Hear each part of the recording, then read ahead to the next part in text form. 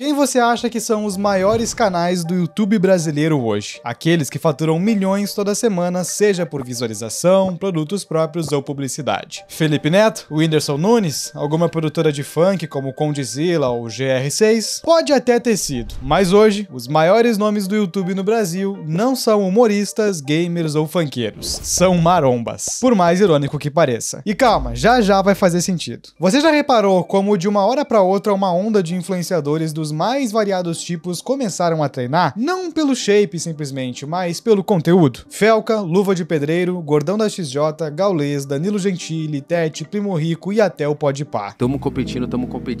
Nos dias atuais, qualquer celebridade gigante da internet treina e faz conteúdo em cima disso, seja nos próprios canais ou em collabs com fisiculturistas famosos. Criadores de conteúdo dos mais diversos nichos e assuntos estão unidos por uma única coisa em comum: a academia. Aquele ambiente sujo e hostil que até pouco tempo atrás era frequentado só por uma meia dúzia de homens gigantes e mal encarados, virou palco de entretenimento que gera bilhões de reais todos os anos. Se antes as pessoas tinham preconceito com quem treinava e confundiam suplemento com bomba, hoje é a coisa mais normal do mundo. Estranho é quem não treina. Por isso, hoje eu quero conversar um pouco com você sobre um fato curioso que eu venho reparando na internet nos últimos tempos: como o fitness virou um negócio bilionário. Entre criação de conteúdo, venda de suplementos, academias e tudo que vocês possam imaginar, essa indústria se tornou uma das mais lucrativas do Brasil, principalmente na internet, ultrapassando todos os outros segmentos. Mas para entender tudo isso, seja muito bem-vindo ao meu canal se ainda não conhecia. Meu nome é Samuel, se ajeita na cadeira ou no sofá com aquele cafezinho, ou prepara o whey com creatina e vem comigo.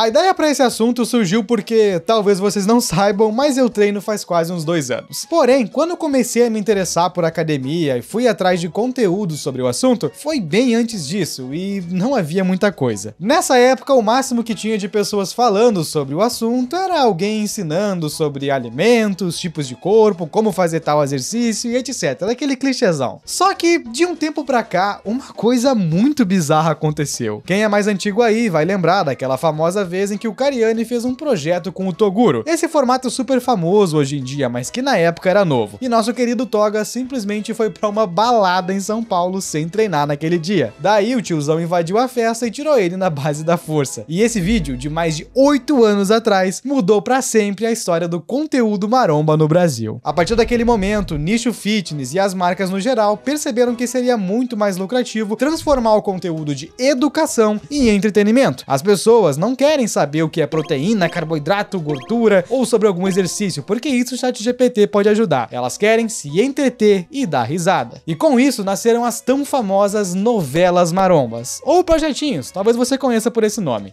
Fala, Felas, tranquilo, pai, vamos fazer um projetinho? São basicamente séries de vídeos onde algum influencer famoso se une a um fisiculturista e eles gravam uma espécie de jornada do herói, onde o influencer vai emagrecer, ganhar músculos ou os dois juntos. Foi uma jogada genial, porque enquanto eles te mantêm entretido, por ser um famoso treinando, também passam conhecimento. É quase como ir à academia enquanto toca uma gameplay de Subway Surfers do lado. Sua dopamina vai lá em cima. Inclusive, esse hábito de fazer 2 atividades ao mesmo tempo é bem comum hoje em dia. Eu mesmo gosto de assistir alguma coisa no YouTube enquanto trabalho ou pesquiso um tema para vídeo. Só que a maioria dos navegadores não oferece a opção de deixar os vídeos em um tamanho pequeno sem precisar abrir uma nova aba, ou quem sabe escutar uma música no Spotify sem uma guia aberta para isso. E é por esses e outros motivos que eu uso e recomendo o navegador da Opera. Mas Samuel, navegador de internet não são todos iguais? Não, existe uma grande diferença entre as funcionalidades do Opera e todos os outros. Por exemplo, enquanto eu tô trabalhando ou pesquisando por algum tema de vídeo, eu gosto de deixar alguma coisa no YouTube tocando no fundo, seja podcast ou música. O Opera oferece a opção de você deixar o vídeo em uma pequena janelinha que pode ser movida para qualquer lugar da tela sem atrapalhar nada. E caso você queira apenas escutar, eles contam com um reprodutor de áudio chamado Floating Music Player, que conecta diretamente com o seu serviço de streaming ou aplicativo preferido. E assim como os vídeos, você também pode levar ele para fora do navegador. Olha que fácil. Caso eu precise olhar para 2 abas ao mesmo tempo, sei lá, escrevendo roteiro e fazendo pesquisa, é só usar a função tela dividida. Eu arrasto uma aba pro lado e pronto, 2 páginas na mesma tela, sem precisar ficar alternando o tempo todo. Além disso, eles têm o Aria, a inteligência artificial integrada que eu uso direto. É só apertar CMD D mais barra e eu posso pedir o que quiser pra ela, como análises de script, perguntas do dia a dia ou até reconhecer imagens pela barra lateral. Tudo isso sem sair do navegador ou acessar outro site. É centralizado no próprio Opera. E olha, quem aí nunca ficou com 30 abas abertas, muitas vezes do mesmo tipo? O Opera resolve isso também. Com o recurso de ilha, você pode agrupar abas relacionadas, expandindo ou recolhendo conforme necessário. Enquanto eu pesquiso por algo específico, posso deixar todos os artigos e notícias do mesmo assunto em um só lugar. Bem mais organizado, né? E todas essas funções e mais um monte você pode descobrir mexendo. São 100% gratuitas, não precisam de assinatura. Se quiser testar, eu deixei o link de download aqui na descrição e no primeiro comentário fixado. Tenho certeza que você vai se surpreender com o navegador da Opera. E se você entrar no canal do Renato Cariani neste exato momento, e na verdade de qualquer influencer relevante do meio, como Léo Stronda, Toguro, da Mansão Maromba, vai perceber que no início existiam uns conteúdos mais técnicos ali, explicativos, tipo de dieta pra isso, tipo de treino pra aquilo, mas hoje, Cariani gastou mais de 200 mil em imóveis pra sua casa. Cariani foi buscar seu carro de 2 milhões. Balestrin foi comer a sua...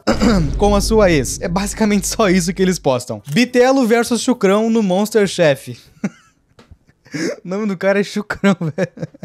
De vez em quando eu até assisto algum vídeo ou outro pra ver o que tá rolando, mas é sempre umas aleatoriedades que não dá pra entender nada. Tipo, olha isso aqui, velho. Inclusive, enquanto eu gravo esse vídeo, eles estão no meio de uma série onde o Balestrin foi pra Amazônia com o Richard Rasmussen. Não me pergunte qual a relação de um fisiculturista com um biólogo. E daí os títulos são tipo, Julião tomou leite do pau, 1 milhão de visualizações. Enfim, acho que vocês entenderam o ponto. Mas Samuel, por que isso acontece? A lógica do conteúdo maromba se atualizou com o passar dos anos. E pra te explicar isso, eu preciso que você entenda um princípio básico chamado funil de vendas, algo que vem do marketing. Vamos imaginar que uma empresa de suplementos quer vender whey protein. Quando ela faz qualquer tipo de propaganda, existem 3 tipos de público que ela escolhe atingir. O topo do funil, ou seja, pessoas que nem sabem que precisam de whey. O meio do funil, pessoas que sabem que precisam de whey, mas não tem uma marca específica em mente. E o fundo de funil, pessoas que precisam de whey e sabem qual marca vão comprar. Nesse caso, provavelmente a da empresa que fez a propaganda. Quando tudo era mato, as empresas resolviam focar apenas no meio do funil para baixo. Afinal, como eu disse, a academia era lugar apenas de homens brutos e gigantes, não do público em geral. Então, esses caras já iam de qualquer forma atrás de comprar suplemento uma hora ou outra. Na verdade, até poucos anos atrás, suplementação esportiva era algo mas tão nichado no Brasil que grande parte das pessoas pensava ser uma coisa proibida, né? Espécies de droga e etc. Bom, às vezes era, né? Mas tem muita diferença entre tomar um shake de proteína e injetar um líquido no corpo. Suplementos fazem parte da primeira opção. Porém, como atrair um público que tá no topo do funil, aqueles que nem sabem que precisam do produto? Foi aí que surgiram as novelas. Hoje, por mais irônico que pareça, a maior parcela do público que assiste Renato Cariani, Toguro, Ramondino, Léo Stronda e qualquer outro fisiculturista não treina. Ou se treina é só como hobby, sabe? É bem provável que o seu amigo já tenha te enviado o meme do Ronnie Coleman ou do Kevin Levrone sem nunca ter pisado numa academia, mas conhece esses caras. É super contraintuitivo, eu sei. Como assim canais da maromba não falam sobre o assunto? Isso não torna o público desqualificado? Bom, na verdade, de uma forma ou de outra, a pessoa acaba dando dinheiro pra eles.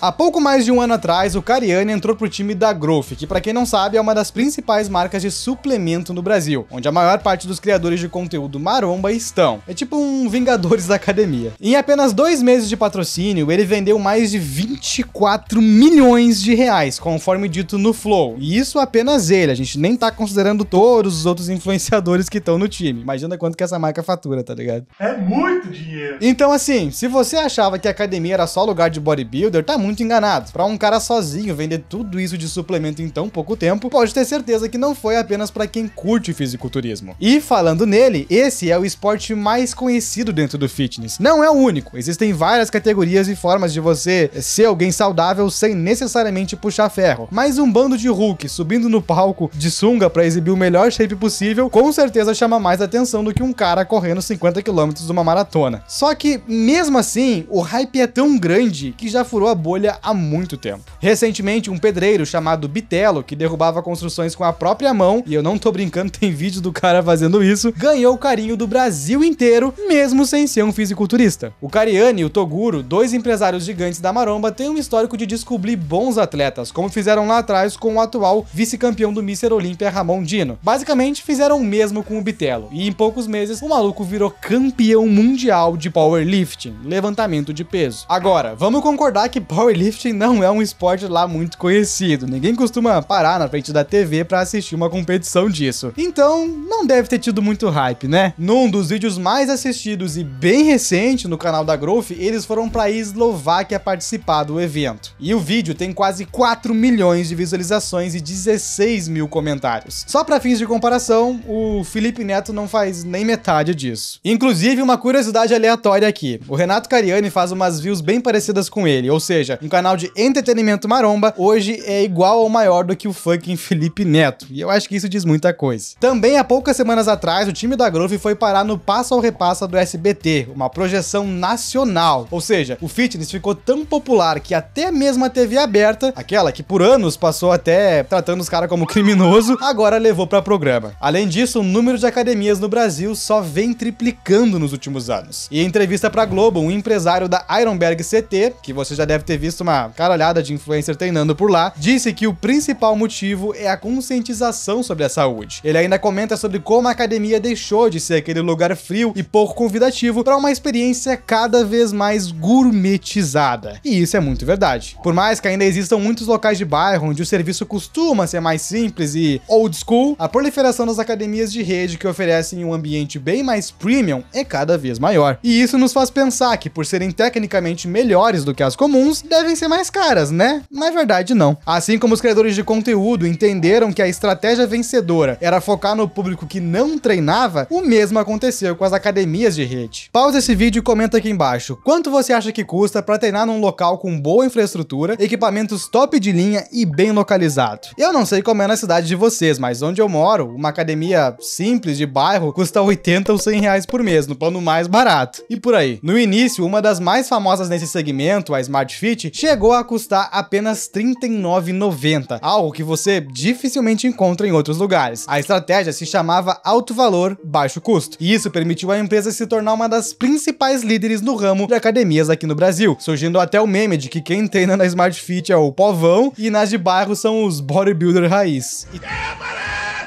E toda essa junção de fatores, a novelização da maromba, quase todos os influencers famosos treinando e o crescimento das academias de mensalidade barata, fizeram do fitness, pelo menos no Brasil, uma indústria bilionária com B maiúsculo. Tanto as academias como os suplementos e até os canais do YouTube fazem parte de um gigante ecossistema que se mantém sozinho. Um influenciador motiva as pessoas a irem à academia, que consequentemente assinam uma mensalidade e depois compram suplementos, fazendo a roda girar. E com certeza eu contribuo pra isso, porque eu tomo whey, creatina, assisto os vídeos e ainda vou pra academia. E bom, rapaziada, no fim das contas, a conclusão é que dá muito dinheiro ser maromba hoje em dia. Quer dizer, às vezes não. Mas agora eu quero saber de você. Já puxou um ferro hoje? Aguenta quanto na rosca? Tô falando da rosca direta, aquela que você puxa na frente. Enfim, comenta aqui embaixo que eu quero saber. E se você curtiu esse vídeo, me responde uma pergunta. Você já usou o Tinder? Como foi a sua experiência? Se ela foi negativa, saiba que você não tá sozinho. Existe um submundo na plataforma projetado para que você nunca tenha sucesso nela. E recentemente eu fiz um vídeo completo sobre isso. Tem praticamente 20 minutos de puro conteúdo bem caprichado. Vai aparecer em algum lugar aqui da tela, clica aí que eu te vejo lá em alguns segundos. Por hoje era isso, um grande abraço, vai treinar